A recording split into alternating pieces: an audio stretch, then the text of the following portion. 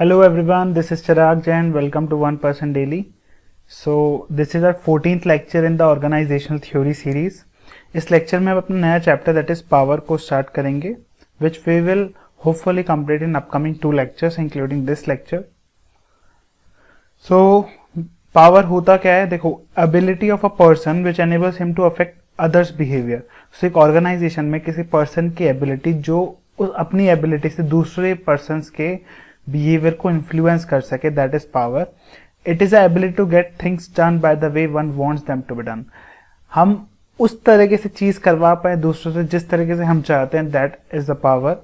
Influence is generated by power in the form of positive और negative efforts. जो influence generate होता है वो पावर से ही जनरेट होता है, नेगेटिव वे में भी एंड पॉजिटिव वे में भी. फीचर्स क्या है? First is reciprocity. Reciprocity means power exists only when two persons are in reciprocal relationship. जहां भी दो पर्सन आपस रेसिप्रोकल रिलेशनशिप में होंगे. रेसिप्रोकल का मतलब ये इस पे डिपेंडेंट होगा, ये इस पे डिपेंडेंट होगा. जहां भी रेसिप्रोकल रिलेशनशिप होगा वहीं पर ही पावर एग्जिस्ट करेगी. फ्लेक्सिबल होती है power. Flexible as in like वो बढ़ भी सकती है, एक्सपैंड भी हो सकती है एंड कम भी हो सकती है, कॉन्ट्रैक्ट भी हो सकती है. थर्ड, नीदर फॉर्मल और इनफॉर्मल. ना तो पावर completely formal होती ना completely informal होती. It's a mix of both. So both formal and formal. Specific role specific होती है एक ऑर्गेनाइजेशन हायरार्की में. जिसका जैसा रोल है उसके हिसाब से उसकी पावर है. टू वे मीन्स वही रेसिप्रोकल वाली बात ही हो गया कि पावर सिर्फ एक बंदा नहीं जो है वो एग्जर्ट करता. अगर ये पर्सन इस पे पावर कर रहा है तो कहीं ना कुछ इन्फ्लुएंस ये पर्सन भी इस पे डाल रहा है. Order in the organisation. Power की मदद से ही ऑर्गेनाइजेशन में एक ऑर्डर क्रिएट होता है, एक डिसिप्लिन क्रिएट रहता है. मोटिवेशन का सोर्स है ऑब्वियसली. आज जो बंदा एक नीचे वाली पोजीशन पे है वो कल को जो अपने ऊपर जो बंदा है पावरफुल बंदे को देख के कहीं ना कहीं मोटिवेट हो कि मुझे अच्छा काम करना है और मुझे उस पोजीशन पे आना है. And bases of responsibility means power वही अथॉरिटी भी है, रिस्पॉन्सिबिलिटी, सब चीज का बेसिस पावर है. Now power affects behaviour of people possessing power. Power affect करती है जो लोग के हाथ में पावर होती है उनका बिहेवियर भी अफेक्ट होता है. अब पॉजिटिव तरीके से भी अफेक्ट होता है और नेगेटिव से भी. पॉजिटिव कैसे? Motivate others. वो अपनी पावर के जरिए दूसरों को मोटिवेट करते हैं कि देखो मेरे पास इतनी पावर्स है, अगर कल तुम अच्छे मेहनत करोगे तुम भी मेरी पोजीशन पे आओगे. राइट. एक ग्रेटिट्यूड होता है दूसरों के लिए.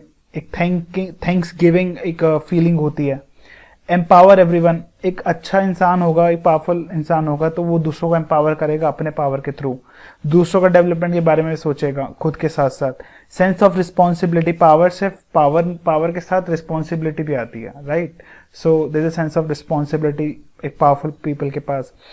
उसके बिहेवियर में चेंज आ जाता है that he is responsible, he is assuming some responsible position in the organisation. Right. Aware individual को ऑल अवेयर बनाता है और चीजों के प्रति एक अवेयरनेस आती है. Strong values and ethics. ठीक है. नेगेटिव क्या है? करप्शन. जो हमने देखा भी है ब्यूरोक्रेटिक सिस्टम में कि जितना पावर आती है उसमें करप्शन के चांसेस बढ़ जाते हैं. एक नेगेटिव रिएक्शन आता है कि हम दूसरों को इंसान समझना ही बंद कर देते हैं, दूसरों की इज्जत करना बंद कर देते हैं. Self centred decision. ऐसे हम डिसीजन लेने लग जाते हैं जो खुद पहले हो, सेल्फ का इंटरेस्ट पहले और ऑर्गेनाइजेशन का इंटरेस्ट बाद में हो. ओवर कॉन्फिडेंस आ जाता है, जो मैंने बोला, जो मैंने डिसीजन लिया वो बिल्कुल ठीक है, बाकी तो सब पागल हैं. Arrogant and dictatorship. Extreme power आती है वहीं डिक्टेटरशिप की शुरुआत भी हो जाती है एंड दूसरों का मिसयूज भी होने के चांसेस रहते हैं. सो इस तरह से जिस पर्सन के पास पावर रहती है, पावर उसको पॉजिटिव और नेगेटिव इन्फ्लुएंस करती है. बेसिस ऑफ पावर मतलब पावर किस बेसिस पे जनरेट होती है, तो there is a formal power and personal power. Formal power मतलब जो ऑर्गेनाइजेशन में जिस पोजीशन में बंदा है वहां से जो पावर आ रही है दैट इज फॉर्मल पावर. ठीक है. किस टाइप की होती है? Coercive power. Coercive power means दूसरों को पनिश करने की पावर. रिवॉर्ड पावर दूसरों की जो परफॉर्मेंस है उसको रिवॉर्ड करने की पावर. लेजिटिमेट पावर जो हायरार्की से क्रिएट होती है. इंफॉर्मेशन पावर जो आप कॉन्फिडेंशियल इंफॉर्मेशन आप पे होल्ड रखते हो, तो जिसके पास जितना इंफॉर्मेशन पे होल्ड है वो उतना ज्यादा उसके पास इंफॉर्मेशन पावर है. तो ये तो हो गई इनफॉर्मल पावर. अब इनफॉर्मल या फिर पर्सनल पावर क्या? Power due to own attribute, जो खुद के कैरेक्टरिस्टिक्स से आती है, पर्सनैलिटी कैरेक्टरिस्टिक्स.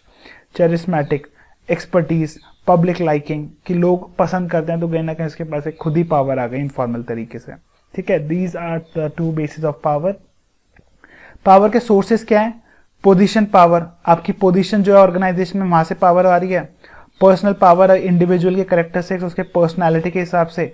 एक्सपर्ट पावर, अगर आप किसी चीज में एक्सपर्ट हैं तो लोग आपसे सलाह मशवरा करेंगे, राइट। आपके पास उस स्पेशलाइज इंफॉर्मेशन एक्टिविटीज पे जो है कंट्रोल रहेगा, that is expert power. And opportunity power is opportunity receive an abstract flow of information.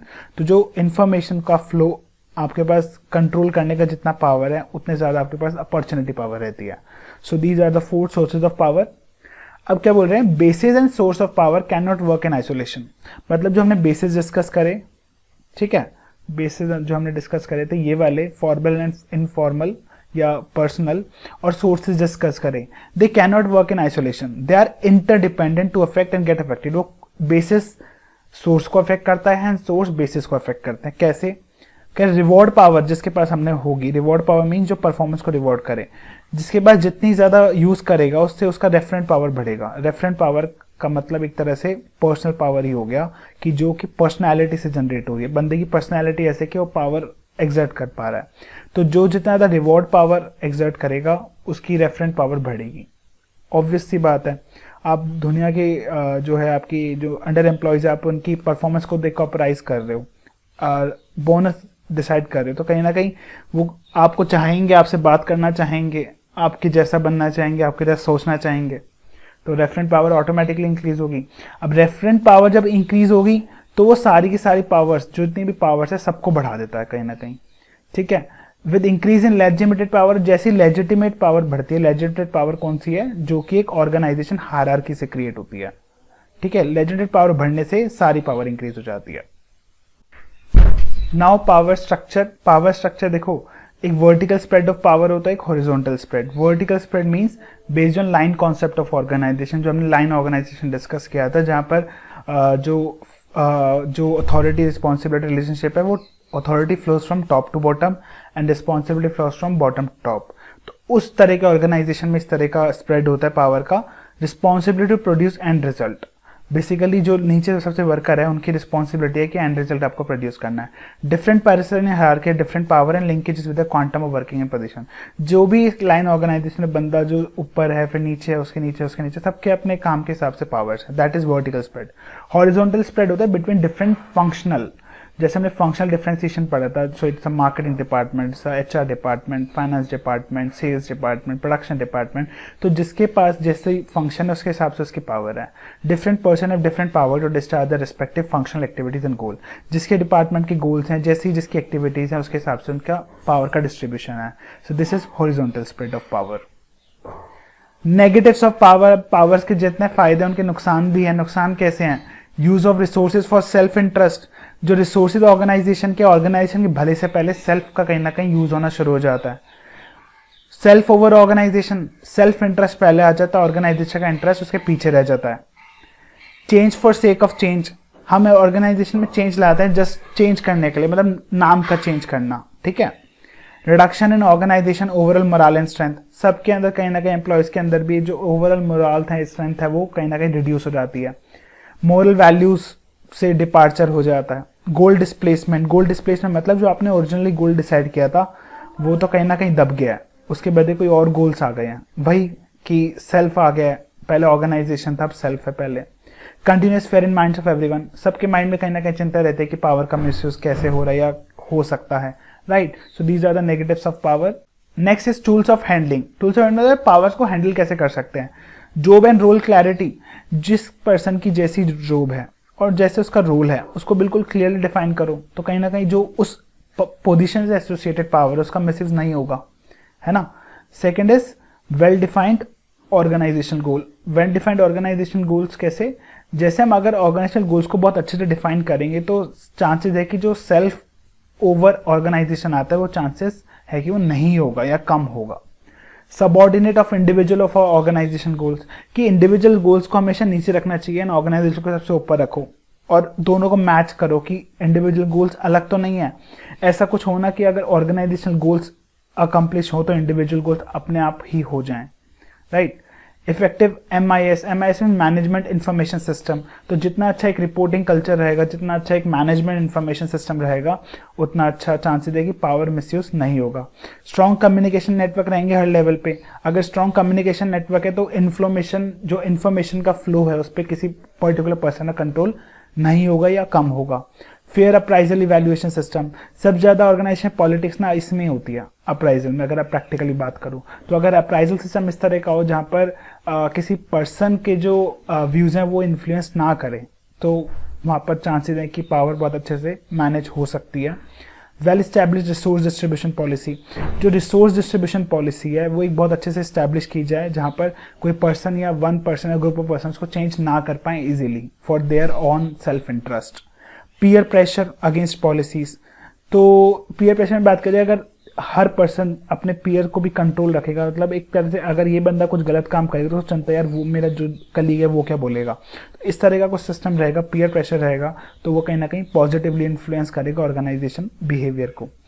Providing self sufficient resources, her department में हर फंक्शन पे आप रिसोर्सेज सफिशिएंट प्रोवाइड करो, अगर रिसोर्सेज कोई कमी नहीं होगी तो पॉलिटिक्स होने के चांसेस कम है।